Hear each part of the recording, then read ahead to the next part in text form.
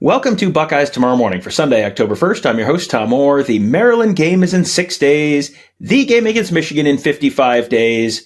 Yes, the Ohio State win over Notre Dame is now a little over a week old, but there's still a couple things we need to talk about coming out of that game. Tony and I did a couple listener question shows on the Buckeye Weekly podcast feed late in the week, Thursday and Friday. And we had one more question that we didn't get to that we thought, boy, this merits almost its own show because there's a lot of stuff to talk about in the context of this one. So we're going to bring in Tony to answer this question. And Tony, where does a Notre Dame game rank among the greatest games you've attended in person? You know, down on the field while that is going on, my initial question to somebody next to me was comparing it to 2016 Michigan game. That's where I initially went. And so I guess it's kind of the first answer is your best answer type of thing. But then as I go down and look at it, I went and looked at all of the games over the last decade or whatever that I've been at. It's like, well, I don't know. That was pretty good. That was pretty good. But when your first thought is the 2016 Michigan game, double overtime, I think part of the reason for that is also where you're located in the field. Like every watching it in Ohio Stadium, you're able to go back and forth from end zone to end zone on the sideline. You can go to one end or the other as the action is happening. So we walked to each end zone. The Notre Dame thing happening at the far end zone of where we were, so we had to experience it as much on the scoreboard as the field of play. But still, that scene, that just the way it happened, that final drive, which Ohio State. You rarely see a final drive lead to the winning touchdown in the final seconds like that. So add stuff that we haven't seen much before. And just the hype around that one, like, I don't know that it's number one, but it's going to be one that when I'm at another great game, I'm thinking, is this better than Notre Dame? Yeah. And I think part of the answer to this question is contingent on how you want to frame the conversation, because the fact that this was a September 23rd game and not a college football playoff game, not a Rose Bowl, not a game that is determining, does this team go to the national championship game? Does this team win the Big Ten? Whatever it is. I think it gets held back a little bit by that. If you're going purely by just the drama of the game, it is right up there with just about any of them. I had 5 games that I think I might put ahead of that, but a lot of them are contingent, or hinge on the context of the game itself and how much that game meant. Now, technically, I don't think it was the most exciting game of this calendar year by about 2 seconds, because the Ohio State-Georgia Peach Bowl was, number one, incredibly dramatic. Number two, also came down to literally the last play. And number three,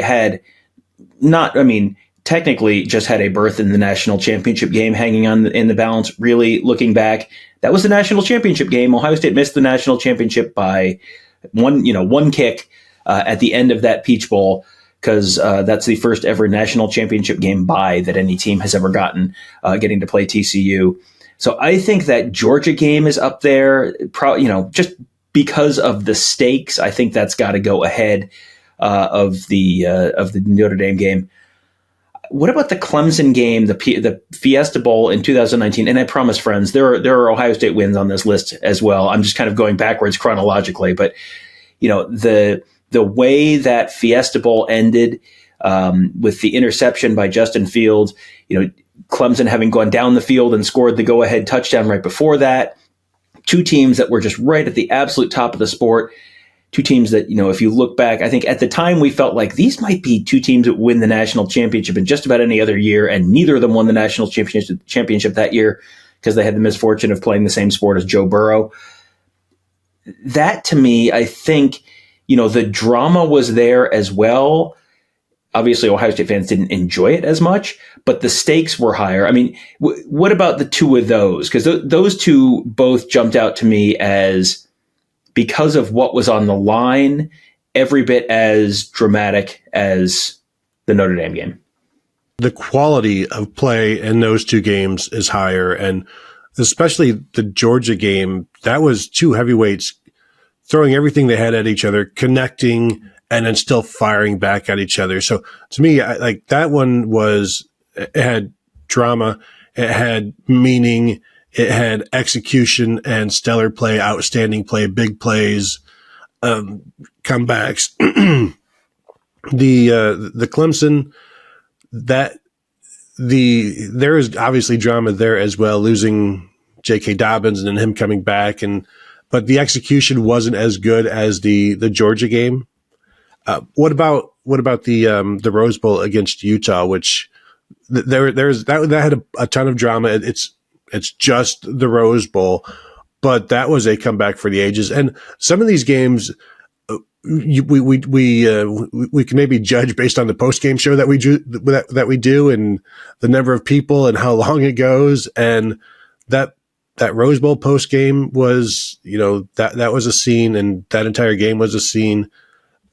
But I also would want to know, and it's not as close of a game, but the 2020 Clemson game, if there had been more than 3,000 people in the stands, if there had been 40,000 Ohio State fans in there to witness basically the overcoming of the 2019 game, I wonder where we would put that one on the list. Yeah, that was a game that was over in the middle of the third quarter, so that's why I didn't have that on the list. I did have the Rose Bowl game on here, just because, again, that was another one that went down to the last second and Ohio State kicking a field goal. There just was not a national championship on the line at that one. But the game itself was, you want to take the championship context out of that one. Yeah, that's absolutely right up there for me. We will get to another Rose Bowl a little later on. The 2006 Michigan game also, I think, that's one that it was 42-39, but it wasn't really quite as close as that would have you believe, because it was 42-31, I think, with 5 minutes left. And the Michigan scored a touchdown, but they didn't, they had an onside kick. Ohio State recovers, they run out the clock. So that was not Ohio State hanging on for dear life, but just the context of that week, number one versus number two for the first time ever. Bo Schembechler passes away the day before the game. It turns, everyone is expecting this low-scoring slugfest, and it turns into the shootout. I mean, that was one of the most memorable games that I think I've ever been to, regardless of context. I just think that it suffers a little bit because of, and then what happened? And Michigan goes to the Rose Bowl and loses to USC by 14 points. Ohio State goes to the Fiesta Bowl and loses to to Florida by more than 14 points. And now you look back and it's like, at the time it was the game of the century. And now it's like, well, that was a very good Ohio State Michigan game, but then they both lost in the bowl game. So basically it was a 10-year war Ohio State Michigan bowl game instead. But, I think that one on the whole is up there. It wasn't quite as dramatic. It wasn't right down to the last possible second, but the context of the week certainly helps bolster that one. Another one that did go right down to the last possible second, where there was a national championship on the line as well. 2002 Ohio State. That's a relatively close parallel to this one, because it was like 58 minutes of, boy, this is a very close game. There are very high stakes here, but oh boy, this has not been a well played game. You had Maurice Clarett scoring the one touchdown early. You had Mo Hall scoring the game winner. And then Will Hall saving the day, by a yard and a second on the goal line, picking off John Navarre at the end of that game. That's, again, a bigger, this one last weekend was not for all the Tostitos. The 2002 game, there was more on the line because it was an end of the season and Ohio State playing for a spot in the national championship game and all that kind of stuff. But I think just in terms of the game itself, that was pretty close to what we saw last weekend in South Bend. And first, I will correct you so that other people don't. Will Allen instead of Will Hall. Sorry. How did I say Will Hall? Who's Will Hall? Because you said Mo Hall, then Will Hall. Oh, that's all. Fine. I made your dreams come true. You got to correct me. I know it's your favorite thing. Yes, go on. Will Allen. I'll just dub it in later. I won't dub it in later. It's fine. Will Allen with the interception on the goal line. I have nothing else to add. I just want to know that 2002 game, because remember, Ohio State wasn't always in the national title picture, or they weren't one play away from the national title picture as often as they may be now. But that one was a long time coming against Michigan, where sure, Jim Tressel beat him in his first year, but you weren't assuming it was going to happen every year just yet. And that took many more wins before the assumption started coming in. And then Will Allen jumping in front of that pass right there at the end, right at the goal line. And there's as much relief as anything when that happens. And yeah, that one I think is going to, I think when you look back, everybody remembers the 2006 game as the game of the century, but this is the game that led to them playing for the national championship and winning the national championship. And I still think the people today who get upset at the way Ohio State wins must have never experienced the 2002 season. They must have never been nowhere near anywhere around when that season was going on, because that was a season unlike any other, that the only time you could take joy in it was basically after the game, once you're done catching your breath. I remember how angry everyone was after every single one of the wins. And it was like, you just went 7-5 2 years in a row and 6-6 the year before that. And you're whatever and after each week. And everyone is just so angry because they just kept playing down to the level of whoever they were playing. And I mean, you want to talk about games that are remembered fondly now that were absolute trash heaps. Boy, that Purdue game before the 4th-and-1 throw to Michael Jenkins. That was a 6-3 ball game with 2 minutes left in the game, and Ohio State was not winning. Like, oh boy, that would not go over well in the era of Twitter.com. Last one I had that is probably maybe ahead of the Notre Dame game, to me at least, given everything that was on the line, the 97 Rose Bowl. That was another one. I mean, this is one we talked about on that postgame show where, boy, that was not a classic until about 5 minutes left, because it was 14-10 Ohio State with about 4 minutes left in that game. And then Jake Plummer leads Arizona State down for the go-ahead touchdown. And then Joe Germain leads Ohio State back down for the game-winning touchdown. That was not, I don't remember how many seconds there were on the clock when David Boston scored that touchdown. It was less than 20, I think, but I don't think it was 1.